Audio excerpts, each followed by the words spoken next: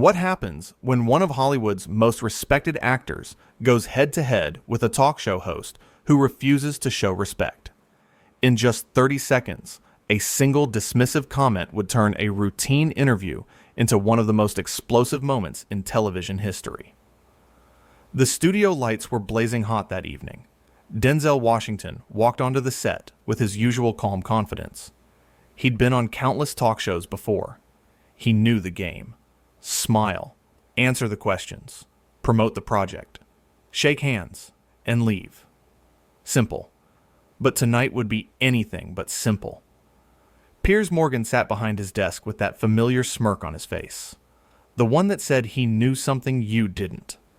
The one that made guests slightly uncomfortable before they even sat down. Denzel settled into the guest chair, adjusting his jacket as the audience applauded. "Welcome, welcome," Piers said, his voice dripping with false warmth. "So good of you to grace us with your presence." Denzel smiled, politely. "Thanks for having me. Let's get right into it, shall we?" Piers leaned forward, fingers steepled together. "Your new film. Another one of those inspirational pieces, I see. Don't you ever get tired of playing the hero?" The audience shifted uncomfortably. That wasn't a normal opening question. Denzel's smile remained, but his eyes changed. Sharper now. More focused. "I don't see it as playing a hero," Denzel replied carefully. "I see it as telling stories that matter. Stories about real people facing real challenges." Piers waved his hand dismissively. Yes, very noble. But come on, Denzel. Let's be honest. You've made a career out of the same character, haven't you? The strong, silent type, the righteous man. It's a bit one note, don't you think? Denzel took a slow breath. "I think you're simplifying decades of work into a soundbite." "Am I, though?" Piers shot back, that smirk growing wider. "I mean, look at your filmography. Training Day, you played a cop. The Equalizer, you played a vigilante. Flight, you played a pilot with a problem. It's all very formulaic." Formulaic? Denzel's voice remained steady, but something was building beneath the surface. "I won an Oscar for Training Day. That character was complex, flawed, dangerous. That's the opposite of formulaic." Piers laughed. Not a genuine laugh. The kind of laugh designed to belittle. "An Oscar, yes. How many years ago was that? 20? What have you done lately that's truly challenged you as an actor?" The audience was dead silent now. This wasn't banter. This was an attack. Denzel leaned back in his chair. "I've challenged myself in ways you couldn't possibly understand. I've directed films. I've mentored young actors. I've used my platform to create opportunities for people who look like me in an industry that historically shut them out. But I suppose that doesn't count as a challenge in your book?" "Oh, here we go," Piers said, rolling his eyes. "The race card. I wondered when you'd play it." The room went cold. Even the cameras seemed to freeze. Denzel's expression didn't change, but his voice dropped an octave. "Excuse me?" "You heard me," Piers continued, clearly enjoying himself now. "Every time someone criticizes your work, it becomes about race. Maybe, just maybe, the criticism is legitimate. Maybe your recent films haven't been that good. Did you ever consider that?" "What I consider," Denzel said slowly, each word deliberate, "is that you invited me here under the pretense of a professional interview. Instead, you're trying to provoke me. Why is that?" Piers leaned back, arms crossed. "I'm trying to have an honest conversation. Something your handlers and publicists probably don't allow very often. I'm sure everyone tells you how wonderful you are. I'm just offering a different perspective." "A different perspective," Denzel repeated. "Is that what you call disrespect?" "I call it journalism," Piers replied smugly. "Asking the tough questions. Holding celebrities accountable. You know, actual work. Not just showing up, looking handsome, and reading lines someone else wrote." Denzel sat forward now, his composure still intact, but his patience clearly wearing thin. "You think acting is just showing up and reading lines?" "Isn't it?" Piers challenged. I mean, compared to real jobs? Compared to soldiers, doctors, teachers? You play pretend for millions of dollars. Let's not act like it's curing cancer. Nobody said it was curing cancer, Denzel responded. But it matters. Art matters. Stories matter. They shape how we see the world, how we see each other. They can inspire, educate, challenge assumptions. That's not nothing. Piers made a mocking face. How poetic. Did you rehearse that? Did you rehearse being this rude? Denzel countered. Or does it come naturally? The audience gasped. A few people even applauded, but Piers quickly gestured for silence. Rude? Piers feigned offense. I'm being honest. Maybe you're just not used to someone who doesn't worship at your feet. There's a difference between not worshiping someone and being deliberately disrespectful, Denzel said. You seem to have made a career out of confusing the two. Piers's face reddened slightly. I've made a career out of speaking truth to power, out of not being afraid of big names and big egos. Big egos, Denzel said quietly. That's interesting coming from you. What's that supposed to mean? Piers snapped. It means you invited me here, Denzel explained, his voice calm but firm. You asked me to come on your show. I took time out of my schedule to be here. And from the moment I sat down, you've done nothing but insult me, insult my work, and insult my integrity. So I'm asking myself, why? What's the point of this? Piers shifted in his seat. The point is to have a real conversation, instead of the usual promotional fluff. This isn't a conversation, Denzel said. A conversation requires two people listening to each other. You're not listening. You're performing. You're trying to create a viral moment at my expense. Oh, please, Piers scoffed. Don't be so sensitive. If you can't handle a little criticism, maybe you shouldn't be in the public eye. Criticism? Denzel's voice rose for the first time. You haven't offered criticism. You've offered insults disguised as questions. There's a difference. Criticism is constructive. What you're doing is destructive. I'm doing my job, Piers insisted. Your job is to attack your guests, Denzel asked. To make them uncomfortable? To disrespect them on national television? My job is to ask questions other people are afraid to ask, Piers said, his voice getting louder. To push back against the celebrity worship culture. To treat you like a regular person instead of some untouchable icon. Treating someone like a regular person means treating them with basic respect, Denzel said. Something you clearly don't. Understand. Piers slammed his hand on the desk. I don't need lectures from you about respect. You come on my show. You play by my rules. Your rules seem to involve being as obnoxious as possible, Denzel observed. The audience murmured. Some people were clearly uncomfortable. Others were riveted. This was unlike anything they'd seen on television before. Obnoxious? Piers sputtered. I'm obnoxious? You're the one who can't handle a simple interview without getting defensive. There's nothing simple about this interview, Denzel said. You've been hostile from the start. You've questioned my talent, my choices, my integrity. You've made dismissive comments about serious issues. And now, you're acting like I'm the problem for responding? You are being overly sensitive, Piers insisted. Everything I've said is fair game. You're a public figure. You chose this life. I chose to be an actor, Denzel corrected. I didn't choose to be disrespected by someone who seems to think rudeness equals bravery. Piers leaned forward aggressively. You know what? Maybe the problem is that you've been coddled for so long. You forgot what real criticism sounds like. Maybe you've been surrounded by yes men for so many years that you can't handle someone who doesn't kiss your ring. Denzel stood up slowly. The movement was so sudden, so unexpected, that the entire studio seemed to hold its breath. What are you doing?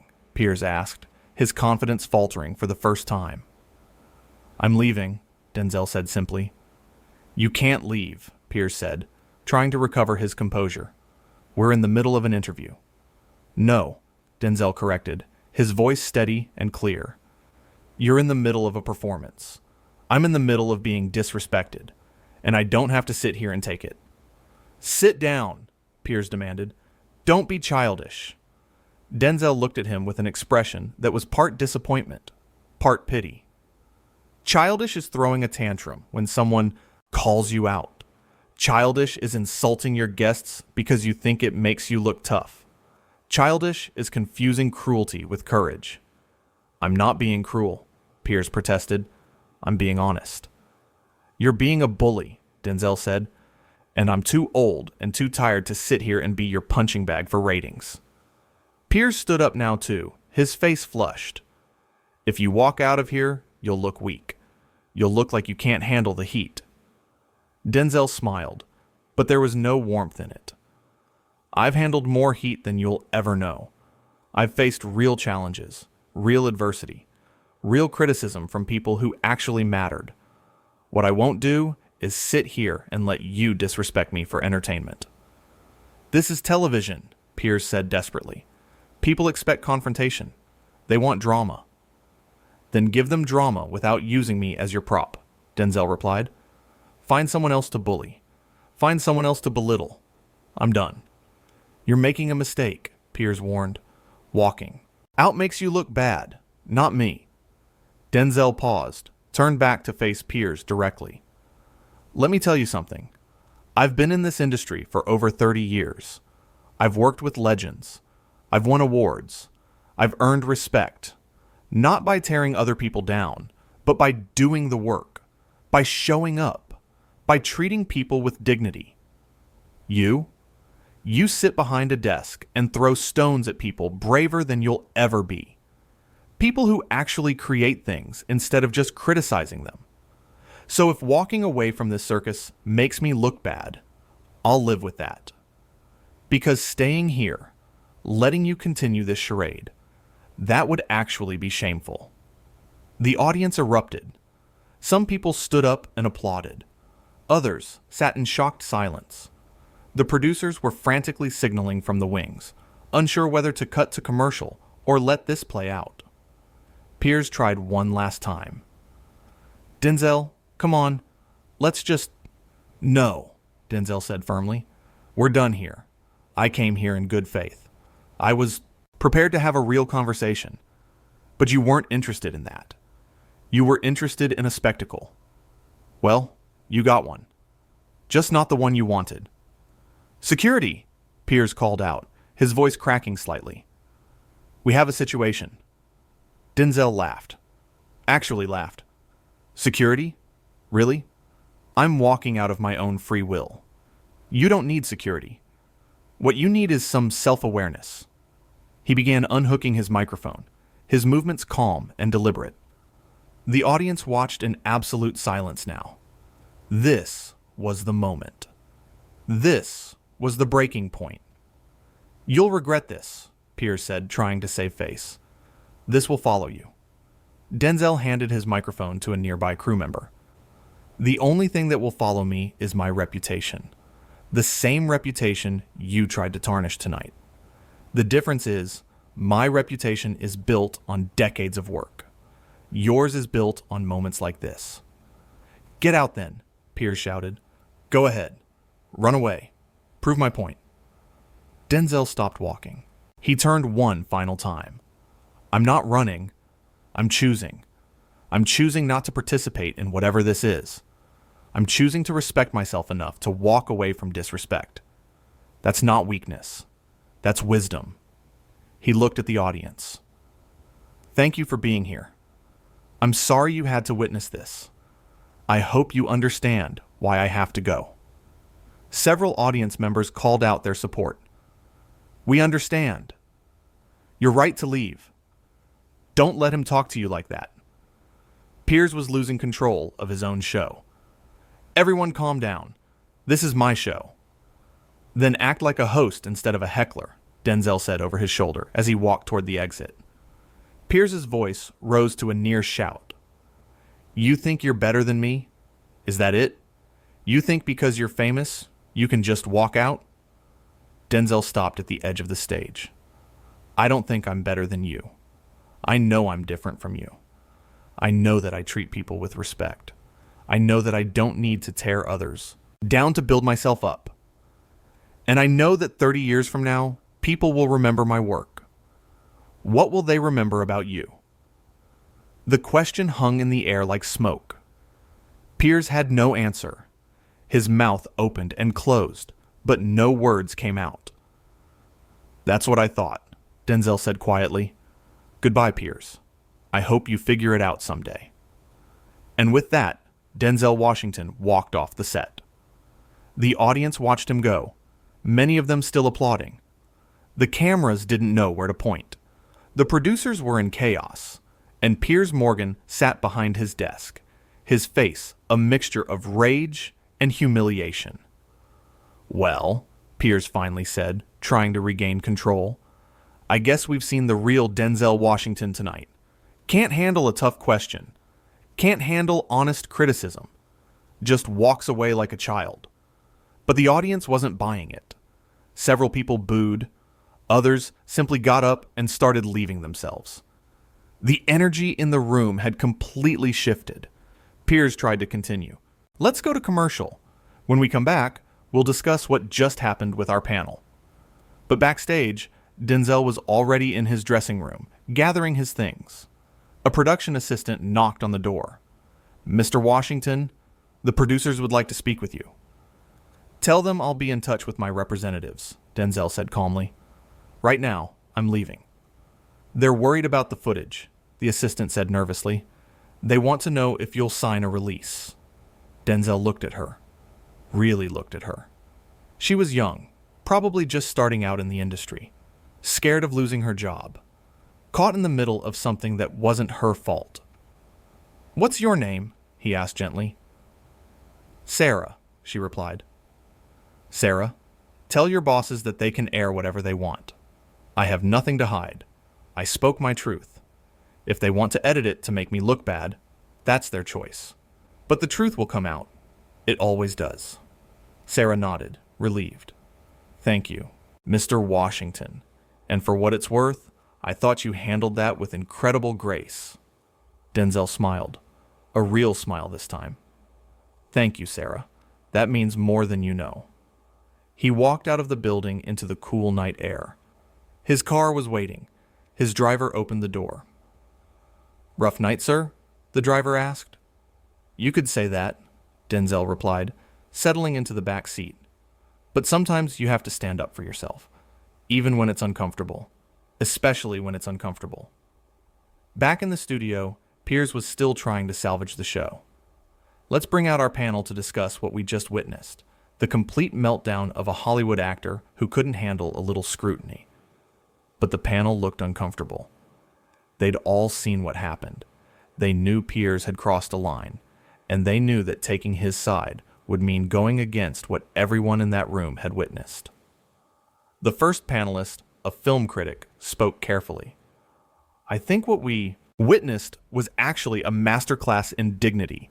Denzel recognized he was being disrespected and chose not to engage further. Piers's face darkened. Disrespected? I was asking legitimate questions. Were you, though? Another panelist interjected. Because from where I was sitting, it looked like you were trying to provoke him from the start. The show descended into chaos. Piers arguing with his own panel. The audience divided. The footage of Denzel's exit already being shared on social media by people in the audience who'd recorded it on their phones. Meanwhile, Denzel was halfway home, his phone blowing up with messages of support from colleagues, friends, and fans who'd already heard what happened. He turned his phone to silent and looked out the window at the city lights passing by. He thought about the interview, about the moment he decided to stand up and leave, about Piers's face when he realized he'd pushed too far, about the choice to walk away instead of escalating.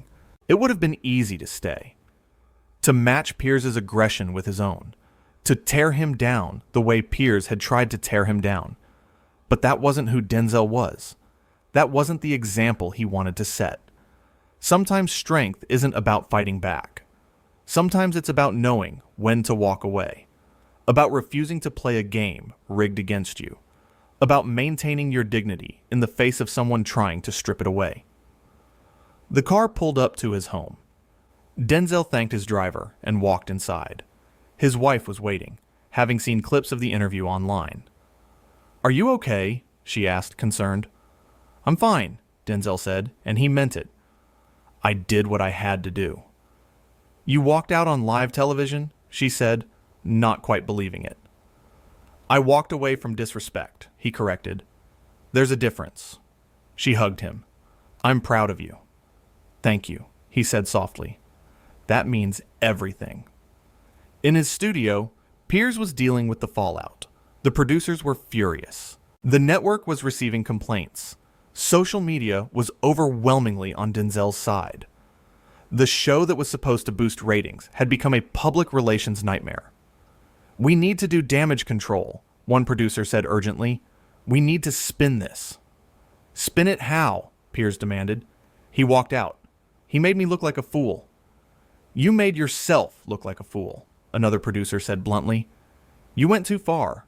We told you to push him, not attack him." "I was doing my job," Piers insisted. "Your job is to conduct interviews, not auditions for a villain role," the producer shot back. "This is bad, Piers. Really bad." But Piers wasn't listening. He was too busy refreshing social media, watching as the video of the confrontation went viral, watching as celebrities, journalists, and regular people all sided with Denzel, watching as his own credibility crumbled in real time. He'd wanted a memorable interview. He'd wanted a moment people would talk about. He'd gotten both, just not in the way he'd imagined. The next morning, Denzel woke up to hundreds of messages of support. Colleagues praising his composure. Fans thanking him for standing up for himself. Industry professionals calling Piers' behavior inexcusable. He didn't gloat. He didn't issue a statement attacking Piers. He simply released a brief comment through his publicist thanking people for their support and reiterating his commitment to treating everyone with respect. It was a class act, which was exactly what people expected from him, because that's who Denzel Washington was. Not the character Piers had tried to paint him as, but the man he'd always been. A man who knew his worth.